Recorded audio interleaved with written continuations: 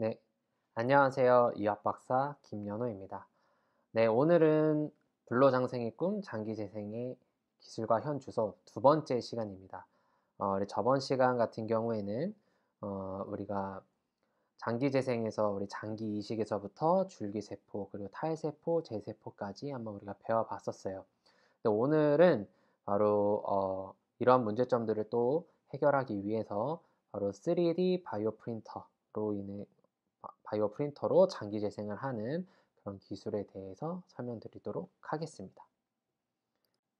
우리가 저번 시간에 배웠다시피 지금 맨 마지막에 탈세포, 제세포까지 우리가 배웠었어요. 근데 탈세포, 제세포 중에서 지금 현재 제세포 기술이 굉장히 어려움을 겪고 있다고 얘기를 했죠. 이런 제세포를 잘 하기 위해서 많은 연구자들이 노력을 하고 있습니다. 그런데 탈세포, 제세포의 기술의 가장 큰 문제점은 뭐냐면 결국에는 내 장기를 적출을 해야 되고 거기에 있는 잘못된 이런 세포들을 모두 다 제거를 하고 거기에 내 장기에 있는 그 그물망 그리고 거기 세포의 기질을 활용을 해서 거기에서 장기 재생을 일으킨 다음 다시 이식을 해야 된다라고 하는 그런 문제가 있어요. 그러면 콩팥 같은 경우에는 두 개가 있어서 하나를 적출을 해도 상관은 없지만 하나밖에 없는 장기들 있잖아요. 췌장이라든지 간이라든지 뭐 이런 장기들은 문제가 생길 수가 있어요. 뭐 물론 크기가 부피가 크면 일부만 잘라내고 그거를 다시 탈세포 재세포화 시킨 다음에 그 일부를 다시 이식을 하면서 뭐 크기는 처음에는 좀 줄어들 수는 있지만 위 같은 경우에는 다시 늘어날 수도 있고 뭐 간이라든지 이런 것들도 일부를 잘라내고 다시 탈세포 재세포 시킨 다음에 다시 넣을 수는 있지만 뭐 췌장이나 이런 것들은 그렇기가 굉장히 어렵죠. 크기도 작고 다시 완전히 제거를 한 다음에 탈세포 재세포 시키기에도 굉장히 난이도가 높은 장기이기 때문에 그런 장기들이 활용되기에는 굉장히 어렵습니다. 그래서 이런 문제들이 발생을 돼요. 그리고 탈세포 재세포의 지금 현재 기술로서는 당장 적용하기 어려운 거는 재세포에 많은 시간들이 요구가 되고 그리고 아까 말씀하셨다시피 재세포가 한 번 실패하기 시작하면은 그 다음부터는 다시 두 번, 세 번 했을 때 성공하기가 굉장히 어렵습니다. 그러한 문제점들이 있기 때문에 과학자들은 또다시 생각을 했죠. 그러면 우리가 이러한 문제점들을 어떻게 하면 해결할 수 있을까라고 해서 나온 기술이 바로 3D 프린터입니다. 3D 프린터. 3D 프린터라는 것은 굉장히 옛날부터 나와 있던 사실 기술입니다. 그런데 이것을 3D 프린터가 말 그대로 3D 이런 3차원 구조로서의 모든 물체들을 우리가 원하는 모양대로 뽑아낼 수 있는 프린터인 거죠. 프린터인데 이것을 바로 우리 바이오 영역, 의학 부분에 우리가 활용을 해보는 게 어떨까라고 하는 그런 아이디어를 가지고 그런 것들이 현재 지금 많이 적용이 되고 있고 그리고 적용하려고 많이 노력을 하고 있는 실정입니다. 근데 지금 3D 프린터와 3D 바이오 프린터라는 것이 우리가 더 세분화돼서 개발이 되었는데 이것에 대한 차이점을 여러분들이 알고 계셔야 기술을 완벽하게 이해를 할 수가 있습니다. 3D 프린터라는 게 먼저 개발이 되었어요. 3D 프린터는 먼저 개발이 됐고 제가 아까 말씀드렸다시피 내가 원하는 모양을 3D 형태로 출력을 할 수 있는 프린터죠.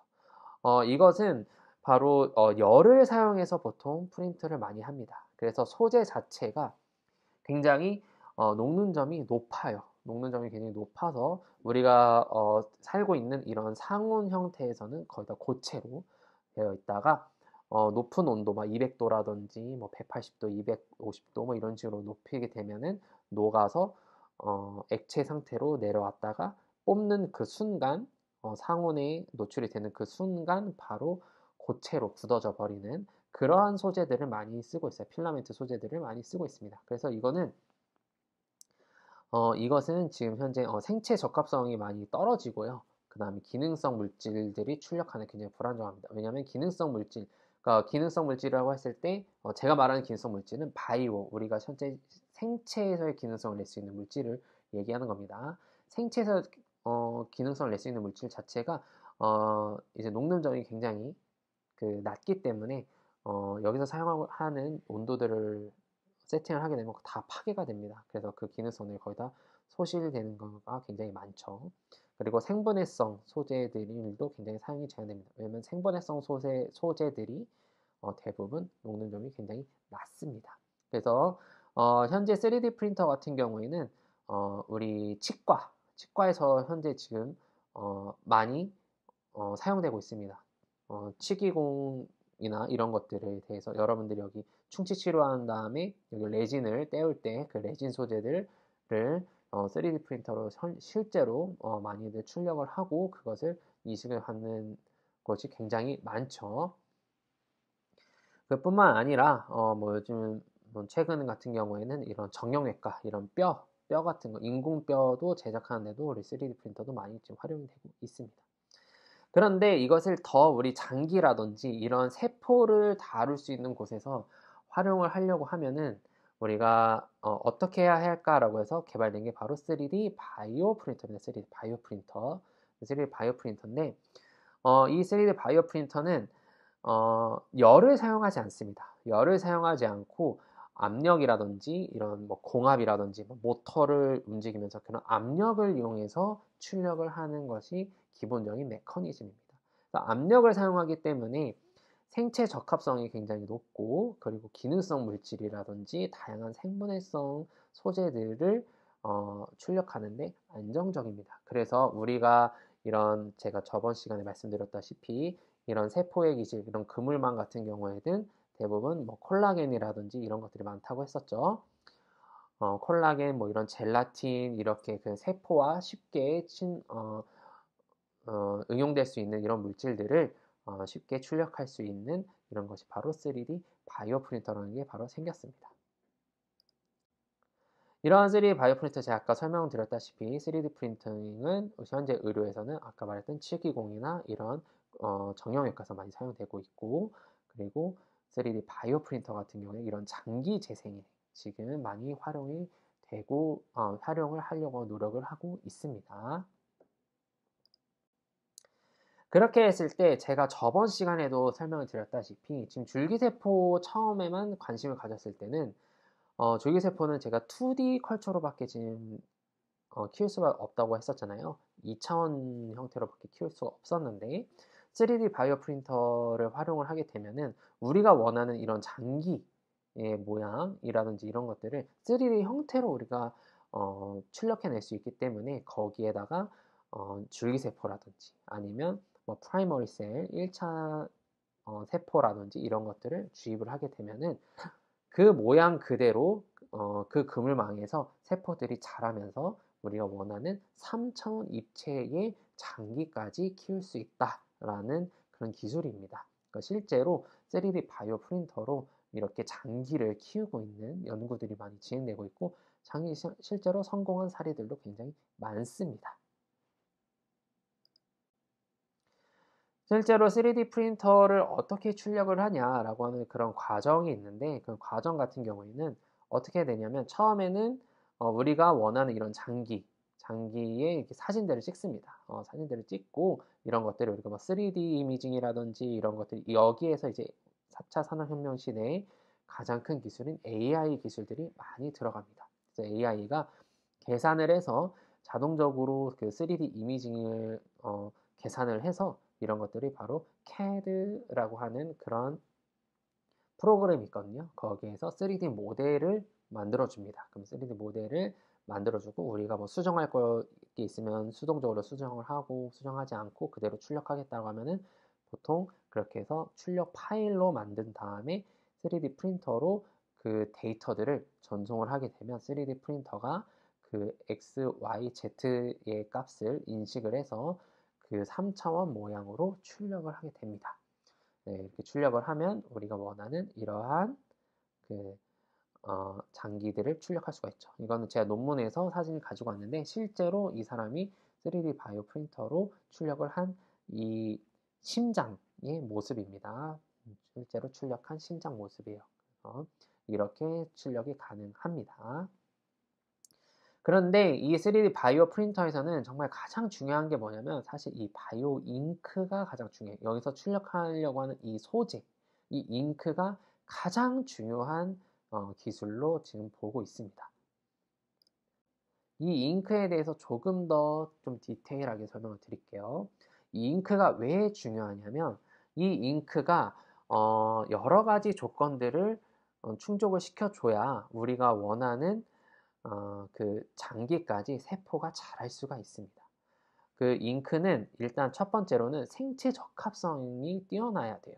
생체 적합성이 뛰어나야 된다는 게 뭐냐면 일단은 두 가지 요소가 있는데 첫 번째는 우리가 출력을 한 다음에 거기에 줄기세포를 이식을 한다고 했잖아요. 그럼 그 줄기세포가 여기서는 내가 잘 자랄 수 있는 환경이구나 라고 인식을 할 수 있어야 합니다. 첫 번째는 그렇게 해서 아무데나 이런 그물망들을 만들어 놓고 줄기세포라든지 이런 1차 세포들을 이식을 한다고 해서 자랄 수가 없어요. 이 환경 자체가 내가 여기에서 딱 잘 자라기가 적합하구나라고 세포 자체가 인식을 해야 거기서 분화하고 쭉 조직까지 자랄 수가 있어요. 안 그러면 스스로 이제 적응하지 못하고 죽어버리게 되는 겁니다. 두 번째 같은 경우에는 이 수분 투과성이 높아야 됩니다. 어느 정도 수분 투과성이 높아야 된다는 이유는 뭐냐면 어, 제가 저번 시간에 보여줬던 것처럼 세포가 자라려고 하면은 거기는 영양분, 그 세포 밥을 넣어준다고 그랬죠. 그 세포 밥이 바로 요즘에 이제 액체로 만들어져 있습니다. 그 물에 담겨져 있어야 되는데 그 물 안에 여러 가지 영양 성분들이 많이 들어가 있어요. 그 영양 성분들이 세포까지 계속 전달이 되려고 하면 이 그물망 안에가 이 투가 되면서 영양 성분들이 왔다 갔다 쉽게 할 수 있어야 되는 필요성이 있습니다. 그래서 수분이 전혀 투과되지 않는 그러한 물질들을 단단한 그런 물질들을 사용하게 되면은 그 영양분들이 골고루 제공되지 못하면서 결국에는 이런 줄기세포라든지 이런 세포들이 죽을 수밖에 없어요. 그래서 그런 것들을 방지하기 위해서 수분 투과성이 어느 정도 높아야 됩니다. 그런데 수분 투과성이 높다라는 것은 사실상 강도가 굉장히 약할 수밖에 없거든요. 약간 물성이 조금 흐물흐물해야지 수분 투과성이 좀 높습니다. 그런데 이 강도가 또 너무 낮으면 안 돼요. 높은 강도성도 어느 정도 요구가 됩니다. 왜냐하면 수분 투과성이 높다라는 얘기는 결국에는 물에 잘 녹는 물질이라는 말로도 해석을 할 수가 있습니다. 그래서 물에 잘 녹는 애들은 결국에는 강도가 약하거든요. 그러니까 쉽게 끊어지고 이렇게 쉽게 물 안에서 부풀어지고 쉽게 물 안에서 용해가 된다라는 거예요. 그런데 우리가 이런 프린팅을 한 다음에 장기까지 완벽하게 키우려고 하면 최소 한 달은 키워야 돼요. 최소 한 달 동안 그 물 안에 담긴 상태에서 한 달 동안은 그걸 키워야 됩니다. 근데 그 한 달 동안 이 지지체들이 이렇게 다 풀어지면 안 돼요. 풀어지면 안 되고 그 형태를 계속해서 유지하고 있어야 그 세포들이 계속해서 자라나고 서로 이렇게 만날 때까지 그 시간을 계속 버텨주고 벌어줘야 됩니다. 그래서 어느 정도의 강도성이 요구가 되죠. 그래서 사실 이 수분 투과성과 이 강도는 서로 상반되는 개념이에요. 그래서 이 조건을 맞추는 게 가장 어렵습니다. 그래서 이 바이오 잉크가 이 기술은 정말 생겨난 지 정말 몇 년 안 됐거든요. 그래서 지금 현재 과학자들이 이런 생분해성 이런 소재들을 개발하고 있는 이런 과학자들이 가장 어려워하는 부분이 바로 이 수분 투과성을 어느 정도로 맞출 것인지, 강도를 얼마만큼 맞춰야 되는 것인지, 이거에 대한 연구가 지금 가장 어려운, 가장 높은 난이도로 지금 현재 설정이 되어 있습니다. 저도 이 바이오잉크를 많이 개발을 해봤었는데 이 부분이 가장 어려운 부분입니다. 그리고 당연히 독성이 있어서는 안 돼요. 독성이 있으면 당연히 세포들이 자랄 수 없는 환경이 될 수밖에 없죠. 그리고 결국에는 우리가 최종적으로 장기를 내 몸 안에 이식을 하려고 하는 건데 당연히 독성이 있어서는 안 되고 그 생체 적합성이라는 것은 내 몸 안에 들어왔을 때 면역 반응이 일어나서는 안 된다라는 내용까지도 포함이 되고 있습니다. 그래서 이, 이 조건들을 동시에 다 적합하게끔 만드는 것이 가장 이 기술의 키포인트고 이 부분이 너무나도 어려운 기술입니다. 그래서 전 세계 많은 과학자들이 이 바이오 잉크를 합리적인 가격에서 그 품질 좋은 바이오 잉크를 개발하기 위해서 많이들 대단히 노력을 하고 있습니다. 물론 저도 지금 많이 노력을 하고 있고요. 앞으로 이런 기술들이 많이 발전을 하게 된다면 생각보다 빠른 시일 내에 몇 가지 장기들은 여러분들이 장기 이식을 쉽게 받을 수 있는 그런 세상이 펼쳐지지 않을까라고 하는 생각을 갖고 있습니다. 네, 오늘 시간은 여기까지로 마치도록 하겠습니다. 감사합니다.